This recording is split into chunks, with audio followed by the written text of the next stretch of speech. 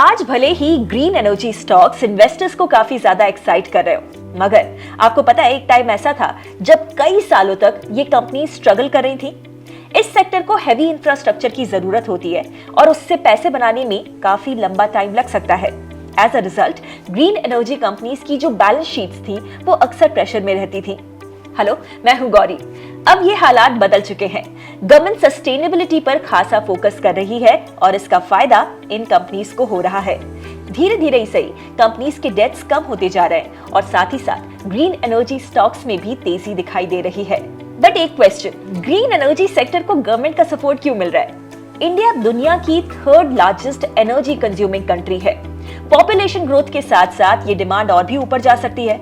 उस पर climate change का खतरा है सो अलग, इसीलिए ऑल्टरनेटिव तो चाहिए ही होगा ना। तो चलिए ये जानते हैं कि गवर्नमेंट की कोशिशों के बाद इंडिया ग्रीन एनर्जी के मामले में कहां पर स्टैंड करता है। रिन्यूएबल एनर्जी इंस्टॉल कैपेसिटी के मामले में इंडिया दुनिया में 4th स्पॉट पर है। विंड पावर कैपेसिटी में भी पोजीशन 4th है। सोलर पावर कैपेसिटी में इंडिया ग्लोबली 5th नंबर पर आता है। इन सब के बीच इंडिया ने रिन्यूएबल एनर्जी के एक्सपेंशन का दुनिया में सबसे बड़ा प्लान भी बनाया है और इसके लिए कई टारगेट्स भी सेट किए हैं। टारगेट नंबर 1, 2030 तक देश का 50% electricity generation non fossil fuel based sources से आए। Target number 2, reduce the carbon intensity of the nation's economy by less than 45% by the end of the decade. Target number 3, net zero carbon emissions by 2070. Target number 4, 2030 तक India की renewable energy install capacity 500 gigawatt कर दी जाए। और target number 5, 2030 तक ही India 5 million tonne green hydrogen produce करना चाहता है। अब भाई जब टारगेट्स इतने ज्यादा बड़े होंगे तो इसके लिए पैसे भी तो चाहिए होंगे। इसीलिए ministry of new and renewable energy के बजटरी एलोकेशंस में लास्ट 2 इयर्स में अच्छा खासा इंक्रीज दिखाई दिया है।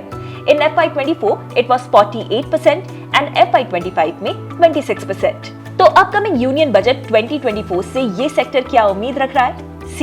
इंटरिम बजट में तो इंडस्ट्री की जो कैपिटल एक्सपेंडिचर से जुड़ी एक्सपेक्टेशंस थी वो पूरी हो गई थी and the status quo on the same is expected to be maintained. इसके अलावा इंडस्ट्री PLI जैसी स्कीम्स के थ्रू R&D और ट्रांसमिशन कैपेबिलिटी में सपोर्ट एक्सपेक्ट कर रहा है।